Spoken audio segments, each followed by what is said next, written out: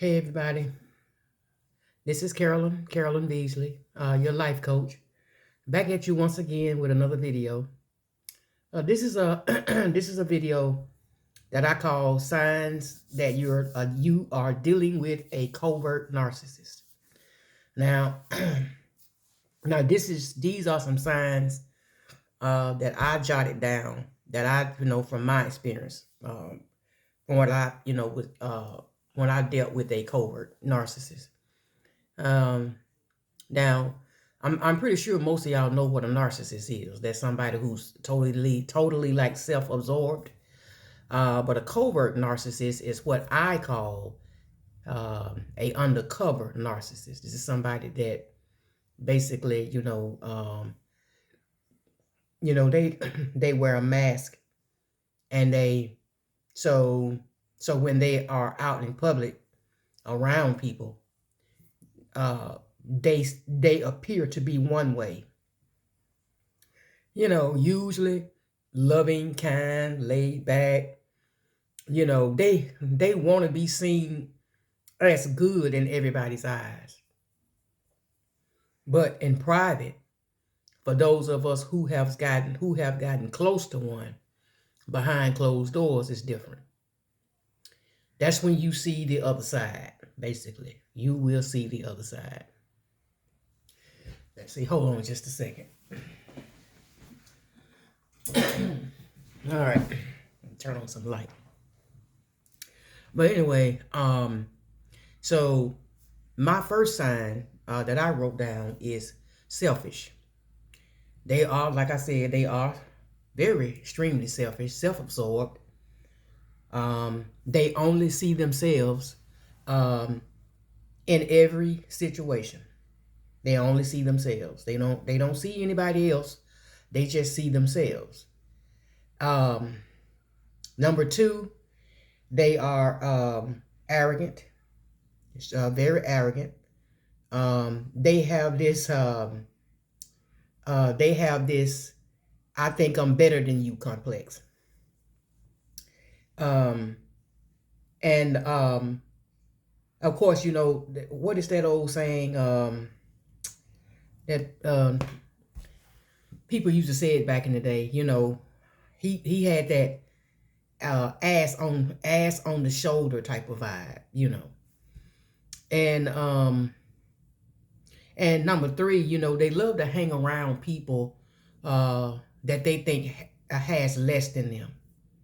Like, they love to hang around people that don't, some of them do. Now, some of them like to hang around people that's doing well. Like, if they're doing well financially, like they have a good job, or they are stable in their finances, or they might drive a nice car, whatever, nice truck, whatever they have. They really like to kind of hang around people that's got those same things. But at the same time, some of them like to hang around people that has less than them, that don't have a house that they think that's not as nice as theirs, or a car that's not as nice as their car, things like that, because I guess to them, standing next to somebody that they think is less than them or got less than them makes them feel, big, important, or whatever. And number four, they are jealous. And right along with jealousy, I'm going to add competitive, because they can be very competitive if they are jealous of you. I found that out. Now, and this is what's so funny about it. See, my ex happens to be a friend of one of my family members. That's how I met him, was through a family member. So they still socialize, I guess, whatever you can say. They still socialize, and so he still visits them, And of course, I haven't seen him in almost 3 years. And so anyway, um, but my family member, you know, sometimes he mentions his name. Like if I'm on the phone, talking to him, and he'll mention his name and say, yeah, so and so came by today, whatever. And so I know that my family members. See, earlier this year, I bought a 2022 Chevrolet Equinox, and so I noticed that this particular family member told him that I have a new vehicle, because he just this kind of person. He like to, talk too much. And so anyway, so now this was in March of this year when I got my vehicle. Why? In about another good month or two, this same family member come back and tell me, yeah, well, so and so, he just got him a new truck. It's a 2017 or 18, some kind of truck. I was like, oh, okay, all right. And I noticed, like, and let's fast forward. Now, when I moved in, I started buying this particular home that I live in right now. I started buying it in 2018. Now, when I started buying this house, this home already had a back patio already built onto it, right? And my ex at that time, we were still kind of dealing with each other. So he came down to my house. He wanted to see it, and he saw my deck back there. So now, mind you, this was 2018. When the spring of 2019 came in, y'all, this man had a deck built onto his house. I kid y'all not. He had it built onto his house. So that was really the first sign right there. That there was some jealousy there, and that allows him to be, which makes him to be somewhat competitive with me.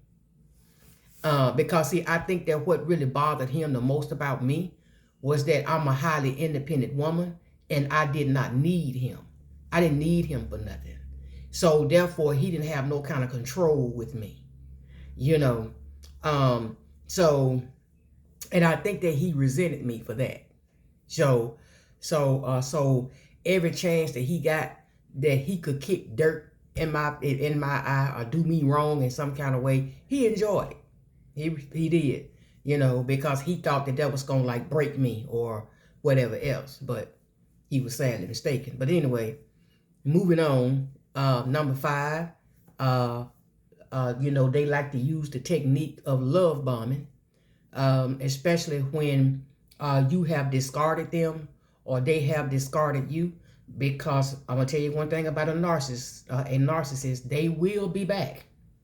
They will be back. Just because this person, because I was on and off with this person for 4 years. It took me 4 years to just completely go no contact and never look back. And that was in February of 2020. But I met him in May of 2017, and from May of 2017 to February of 2020, I guess you can say, I was on and off. It was an on and off situation, just on and off. It wasn't going anywhere. I quickly found that out. It wasn't going anywhere. So every time I tried to walk away, he would always come back, try to come back, and love bomb his way back in. And so, and at that time, I couldn't, I wasn't, I guess you can say, I wasn't up on the narcissist and what they were truly about at that time. I wasn't educated on it. I didn't know what the signs to look for or any of that. So, but yeah, this went on for, like I said, for 4 years. And so number 6, being toxic is all they know. Toxicity is all they know. Dysfunctional is all they know. They don't know nothing else. But like I said, when they are in public or around others, certain people, they try to come off to make themselves look good. Try to come off to be more than who they truly are, because deep down, narcissists, whether they overt, grandiose, or whatever you want to call them, they all deal with some kind of insecurity. They are all insecure deep down. and so they use this they use this fake self, to mask it. That's their way of dealing with it. See, that's their way of coping with it. But deep down, they are actually unhappy with themselves. Yeah. Number 7, discard. Like I mentioned earlier, sometimes when you discard them, especially if you discard them, they will talk about you. They will, excuse me, they will talk about you behind your back. They will try to throw dirt on your name and try to make it look like that you was the reason why they broke up. You didn't break up with them, they broke up with you, and you was this, you was that, and stuff like that. But but in all actuality, they were the problem in the relationship. Number 8, cheating. They are not faithful. Covert narcissists are not faithful at all. They will sleep around on you just at the drop of a dime. They will sleep around on you. And usually, if you meet one, 9 times out of 10, he or she is already in another situation somewhere else. Or that other situation that they got, they are on a break from them and they looking for new supply. But they're not going to tell you that, that they just walked away from a situation or they got another situation somewhere else. No, they're not going to tell you that. You know what I'm saying? Because they got to they got to lie and love bomb their way into your life. See? Number 9, like I said, they don't celebrate others. Of course, this goes back to the jealousy part. They don't like to, like they could be amongst a group of people.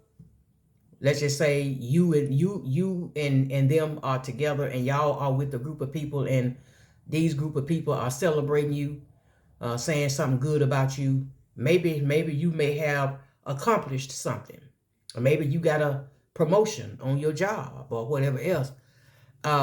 You will notice that they are going to be the quietest one in the room. They don't have much to say. Yeah, they don't have much to say. Everybody else is giving you your claps. They happy for you. They speaking good, on you and to you. But them, that covert, you will notice that they ain't got much to say. And if they do, once y'all get to yourselves, he gonna downplay it. He or she They're gonna try to cut you by saying that, by trying to say something negative about that achievement, that it's not all that in some sort of way. Number 11, they are very controlling, um, controlling to the fifth power, very controlling. They like to control the relationship. Um, I mean, I don't know. I do know that the ex that I was dealing with, I noticed that he had a temper, real, temper, and and and if he's trying to control you in some kind of way, and if you like resist it, or you buck up or speak your mind or whatever else, uh that's when you will see it. You will see that temper come out. Number 12, they don't have empathy for others. They lack empathy because they don't they don't they don't really feel for other people. I guess that's the best way to put it. They don't really, you could tell them that your mother just had surgery, or something like that. A lot of times they just have this stone look on their face. Like, a lot of times they not gonna even say. A lot of times, they not gonna even say, you know, how she doing or anything. They not gonna, they're not gonna say anything.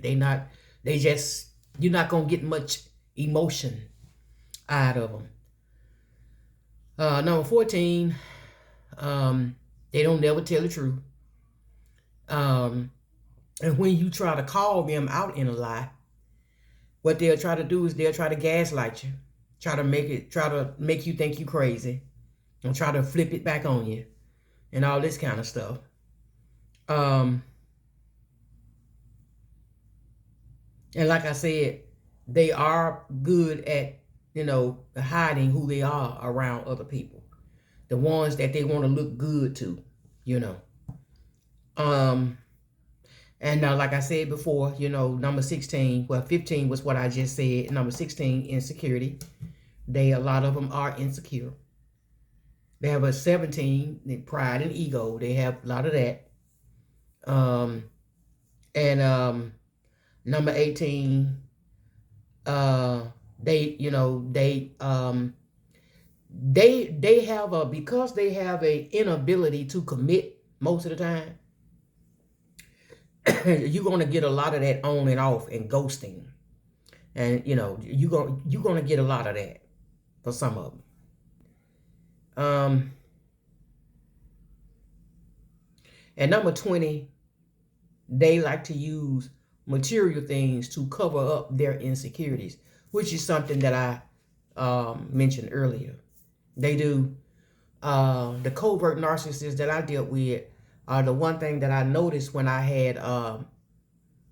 first met him, especially when he invited me to his home, one of the things that I noticed that he loves to live nice.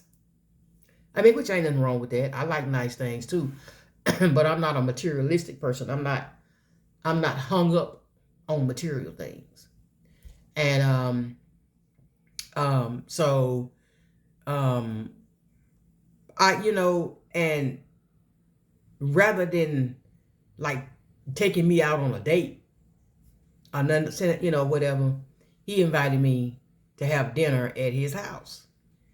But see, I didn't pick up on it back then. Yeah, I didn't pick up on it back then. But what it was, it's an old player tactic, you know.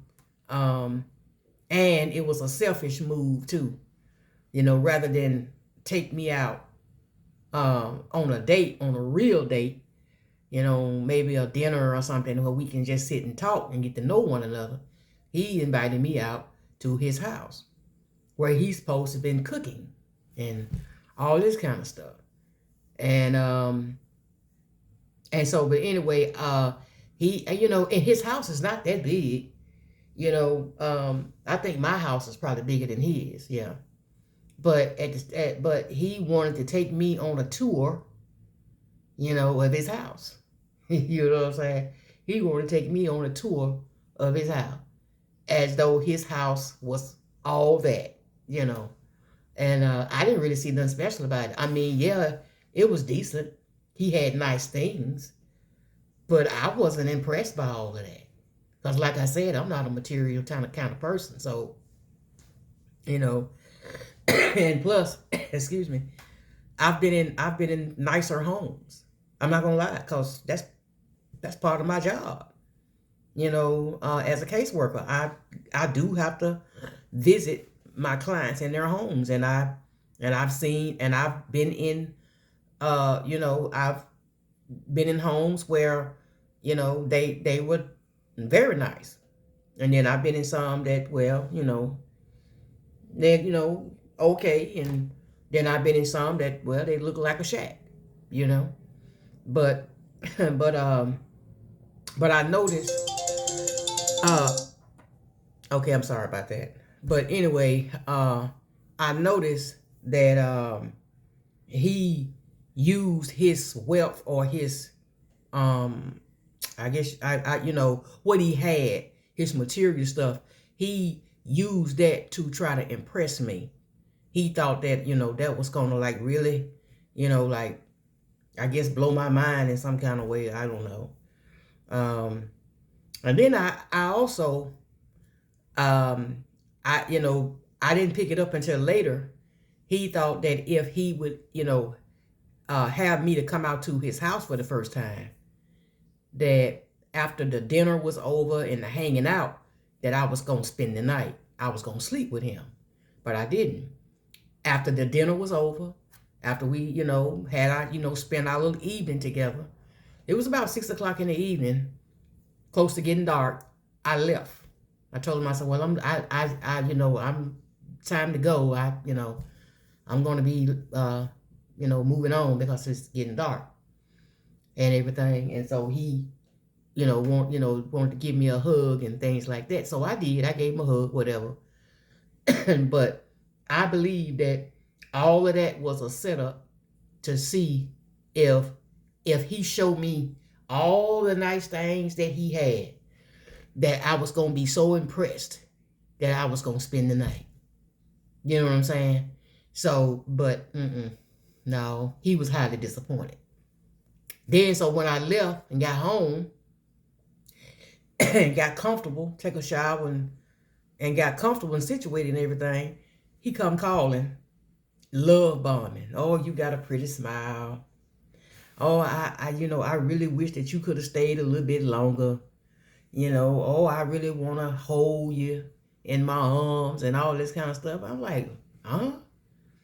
I said, I just met you. I said, even though you friends of the family with, with this particular family member, but I don't know you like that. I said, and the only reason why I went to your house was because you and my close family member, y'all were close. That's the only reason why I did that. I said, because if it wasn't for that, I wouldn't have never set foot in your house. Not at the first date, or whatever. But yeah, I didn't see it then until later on that was an old player move.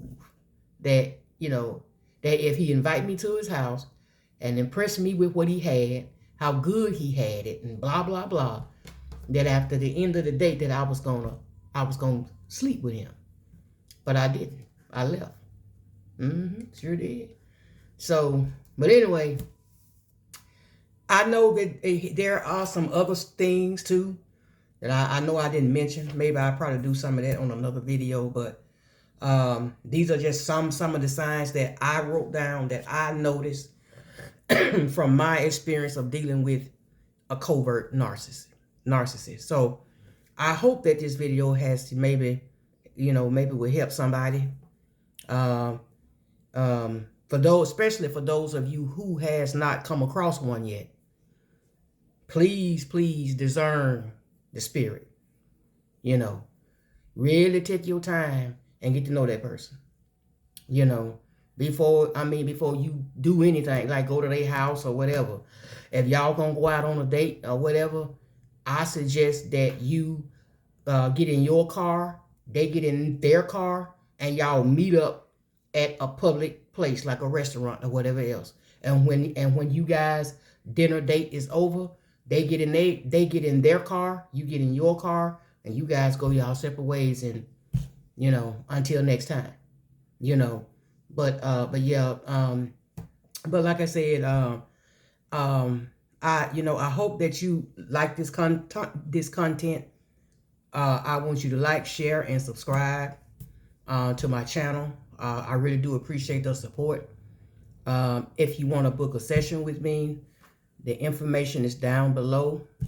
And like I said, I'll be coming back soon with another video. Okay. Good night, everybody.